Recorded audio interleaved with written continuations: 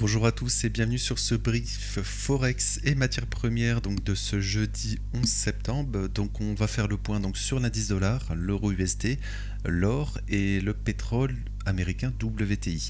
Alors avant cela, donc n'oubliez pas, on a tout à l'heure les stats éco, donc à 2h30 heure française, donc on aura l'inflation. L'inflation donc qui est attendue stable à 0,3, hormis donc le corps inflation, donc je le répète, ça exclut l'alimentaire et l'énergie, corps inflation, et l'inflation classique qui est attendue en hausse. Donc on passerait de 0,2 à 0,3 et de 2,7 à 2,9%. Hier, souvenez-vous, on a eu donc une surprise avec le PPI, les prix de la production. On attendait donc 0,3, on a eu donc moins 0,1%. Et surtout, on a eu une correction ici, j'en ai parlé ce matin dans les briefs, du mois de juillet. On était à plus 0,9 et donc on a des prix de la production qui sont moins forts qu'espéré finalement. On a une correction en juillet et donc en août on est en négatif. Voilà, ce qui pourrait donc peut-être remettre en cause les tarifs ou non. Est-ce que donc les tarifs n'ont un peu moins d'influence? Ils en ont déjà eu en juillet finalement. Voilà, les prix de la production étaient en forte hausse. Voilà, ça sera observé parce que l'inflation, justement, on va prendre finalement, on attend l'inflation de août ici. On a eu les prix à la production qui sont une donnée avancée de l'inflation qui est en forte hausse. Donc, est-ce que l'inflation va elle aussi monter finalement au mois d'août? Aujourd'hui, on attend donc voilà, ici, le mois d'août sur l'inflation. Voilà, ça sera vraiment observé alors, je pense que j'ai pas d'autre chose à dire, non? Il faudra attendre la stat éco. Stable sur le corps inflation et en légère hausse sur l'inflation classique, donc qui inclut donc l'énergie et l'alimentaire. Donc je vais donc passer. Alors pour la baisse des taux, j'en ai parlé un peu plus tôt ce matin, mais on dit toujours, on price vraiment 3 baisses des taux actuellement, 64% de chance. Et donc 2 baisses des taux à 72 et la semaine prochaine, on aura voilà, à 92% de probabilité de la baisse des taux. Donc ce qui est très intéressant, c'est on est sur des plus hauts, sur par exemple le S&P. Ici, voilà, on a refait un ATH hier sur le S&P ici, et le Nasdaq, on y est très proche également. Voilà, on s'est arrêté juste avant. Alors là, c'est en 1 heure, je vais mettre en 4 heures. Voilà, on s'est arrêté vraiment juste avant la prise de l'ATH ici. Voilà, moi je pense qu'on ira, et il faudra faire attention si ça arrive justement avec la stat éco, qu'on a une prise de liquidité au nord et ensuite la correction, parce que j'en ai parlé ce matin sur le brief indice. Finalement, on ouvre la semaine, voilà, je vais le mettre en daily. On ouvre la semaine donc ici. Alors, je vais le mettre. Pour le moment, alors là c'est sur l'indice, pardon, je vais passer sur le futur très rapidement. En fait, on ouvre les futurs donc sur le S&P par exemple en gap baissier, et pour le moment on va chercher la TH. Et il faut faire extrêmement attention parce que stat éco, on pourrait tout simplement au moins revenir sur le prix d'ouverture ici. Voilà, qui est aux alentours des 6500, on va dire 6480. Et donc, voilà, on aurait le piège, on piège tous les acheteurs de début de semaine, et ensuite, les acheteurs achètent en début de semaine, et on les piège ensuite en fin de semaine, donc maintenant, aujourd'hui et demain également. Voilà, ça sera vraiment observé. Ce genre de move, ça arrive très souvent, et il faut faire très attention, surtout si on va par exemple sur la Stateco rechercher un nouvel ATH, sur le Nasdaq notamment.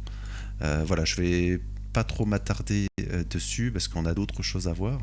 Voilà, mais faire attention si sur la stat éco nouvelle ATH, et là on pourrait avoir peut-être la correction de fin de semaine. Voilà, donc je vais passer sur le dollar. Le dollar. Donc le dollar rebondit. Donc on est toujours. Je vais faire un peu de ménage peut-être, ça on va l'enlever finalement.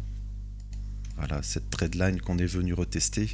On est toujours donc dans ce range ici. Voilà, range court terme, on est toujours dans ce fair value gap, daily aussi, voilà, qui est très important. Donc pour le moment, on consolide. Alors, est-ce qu'on a fait la manipulation baissière? Donc c'était mardi, pour ensuite donc aller plus au nord. C'est possible, on est toujours dans ce fair value gap, donc pour le moment, on défend très bien la zone. Donc on pourrait très bien avoir fait le fake move et pour ensuite faire la continuation haussière. Alors peut-être qu'aujourd'hui, on pourrait revenir sur le niveau d'ouverture ici. peut-être avec la Stateco, hein, justement, parce qu'on ouvre, hein, on ouvre ici. Voilà, on ouvre à 97 380 et c'est également le plus bas de la journée. Voilà, 2 heures heure française, hein, 2 heures du matin heure française. Voilà, donc est-ce qu'on va justement aller retaguer ce niveau au moins ici, peut-être avec la Stateco, ce qui voudrait dire que la Stateco, enfin l'inflation serait peut-être donc assez forte, ce qui baisserait la probabilité. Alors ça serait plutôt l'inverse, pardon. Ça serait donc l'inflation qui serait peut-être moins forte, qui serait en retrait, ce qui alimenterait donc une probable encore baisse des taux, hein, c'est toujours ça, on price ça actuellement, et donc une potentielle donc baisse du dollar. Donc plus il y a de baisse des taux, plus le dollar en gros est rémunérateur et moins rémunérateur, donc ça pèse sur le dollar à moyen terme. Voilà, donc attention, hein, si on va faire, donc on est encore ici dans ce fair value gap, ici par exemple, en 1 heure, donc attention à ne pas se faire rejeter, justement, aller chercher ici, pourquoi pas, le prix d'ouverture, hein, de ce jeudi. Voilà, donc je vais enchaîner, donc on retrace actuellement. Ce qu'on a fait, c'est positif actuellement. En fait, il faut vraiment pas prendre, par exemple, faire un nouveau, peu importe, ou un nouveau plus haut court terme ou autre, mais surtout pas se faire rejeter. Ça veut dire qu'il faut vraiment passer cette zone, parce que pour le moment, on a donc consolidé, on a été chercher le plus bas, donc c'était donc de la semaine passée, donc en début de semaine ici, et pour le moment, on a une réaction haussière. Donc il faut vraiment passer cette zone. Voilà, cette zone ici, hein. Faut pas juste faire une mèche, hein, parce que voilà, si on fait une mèche comme ça, et qu'on retrace, bah, ça sentirait plutôt une continuation baissière, hein, finalement. Mais il faudrait vraiment avoir un gros breakout ici, ça veut dire une grosse bougie verte qui créerait en fait un breaker bullish en 4 heures ici, ou également sur une unité de temps plus court en 1 heure également. Voilà, donc ça sera vraiment gardé ici, toute cette zone, hein. Voilà, pour le moment, la passe, mais il ne faut pas se faire rejeter pour pas faire justement une consolidation, la manipulation et l'expansion ensuite. Donc, je vais enchaîner sur l'euro USD. Euro USD, donc très similaire, hein, c'est l'inverse finalement, je le répète à chaque fois, mais on est un peu sur l'inverse de l'indice dollar. Donc si le dollar retrace, on aura un rebond, hein, de l'euro USD et inversement. Si le dollar monte, on aura une continuation baissière ici. Voilà, c'est le graphique. Le graphique est inversé tout simplement. Voilà, donc pour le moment, voilà, pour le moment, au vu du dollar, la logique voudrait une continuation haussière sur le dollar. Aujourd'hui, on pourrait avoir un petit retracement, pourquoi pas.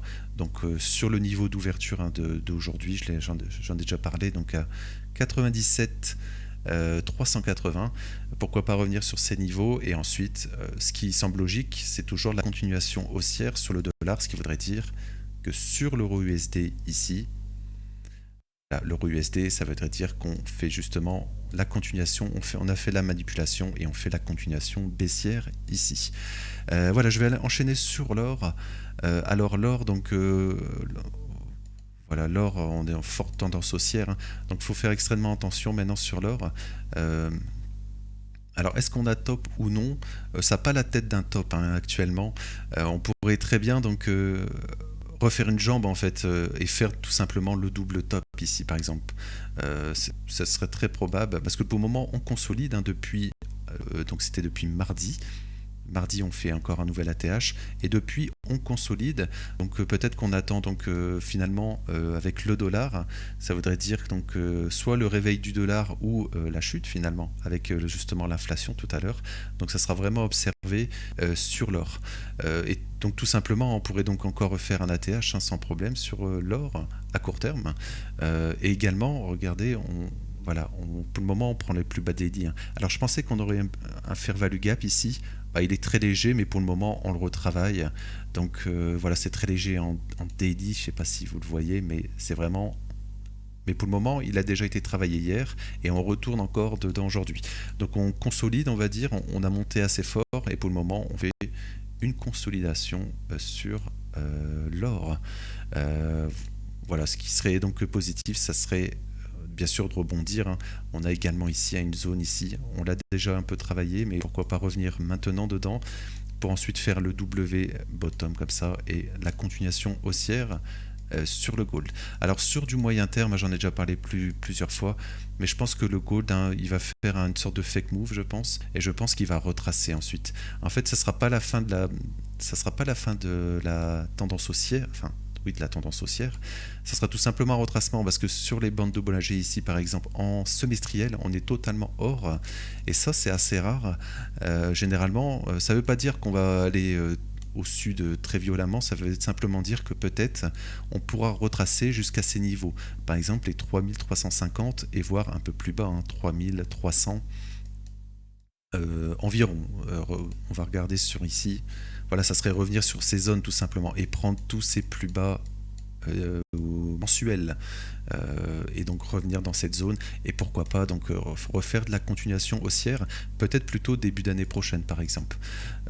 Voilà, parce que la bougie semestrielle va clôturer au 31 décembre. Hein, donc il reste du temps bien sûr. C'est pour ça que j'en parle brièvement, mais il faut faire attention donc qu'on clôture pas ce mois donc, et ce trimestre donc sur une petite correction qui inciterait donc un nouveau trimestre en octobre, novembre, décembre à faire une continuation baissière justement pour réintégrer on va dire les bols de Bollinger en semestriel et également en annuel aussi. Annuel, on est vraiment hors des bols. La board elle est ici et on est vraiment on est en train de push. Généralement, quand il se passe comme ça, on a une sorte de retracement en fin d'année, par exemple ici. Voilà, il faudra faire attention à cela sur l'or. Voilà, donc j'ai pas trop de choses à dire en tendance haussière sur du court terme hein, sur l'or.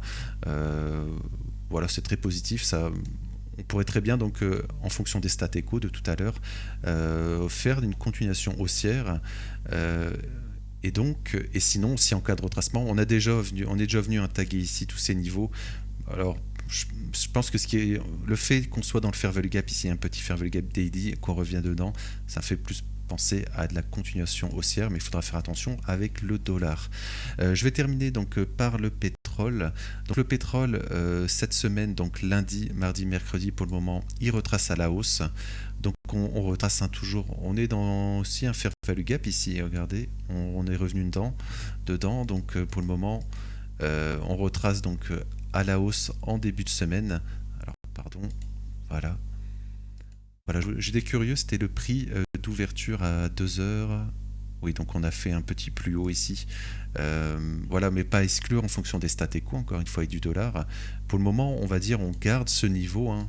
On essaie de le garder. Donc, la logique sur du court terme, un très court terme, ça serait plutôt de refaire un nouveau top et faire attention en cas de rejet. Si on n'accélère pas, ça serait tout simplement voilà, encore un nouveau top ici. Et dans ces niveaux, tout simplement, de pas tout simplement...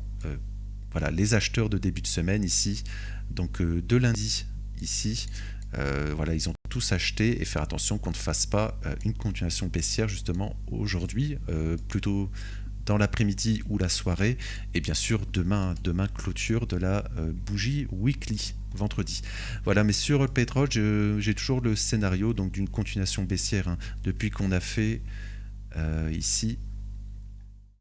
Depuis qu'on a fait ce scénario, un cessez-le-feu en Iran, je le répète, la manipulation ici, l'expansion baissière, puis le retag, ici on a retagué le fair value gap weekly, je vais aller en weekly pour le montrer, la semaine passée, voilà, on est venu dedans la semaine passée ici, et donc, je vais vérifier ici, je me souviens plus, oui, on s'est arrêté juste avant. On a fait 2 equal low ici, et donc moi ce qui m'invite à penser que cette hausse est un piège pour ensuite faire de la continuation baissière et prendre en fait le plus bas de la semaine passée et également il me semble oui, du mois d'août également. Ça même passé, oui c'était vendredi, c'était septembre, plus bas de septembre ici pour le moment et plus bas du mois d'août ici. Donc continuation baissière sur le pétrole, donc le pétrole américain WTI et non le Brent, je le rappelle. Voilà, donc je vais m'arrêter là pour aujourd'hui. Donc n'oubliez pas également donc le Discord, le lien en description. N'hésitez pas donc à vous abonner, à liker pour soutenir la vidéo, et je vous dis à demain et merci.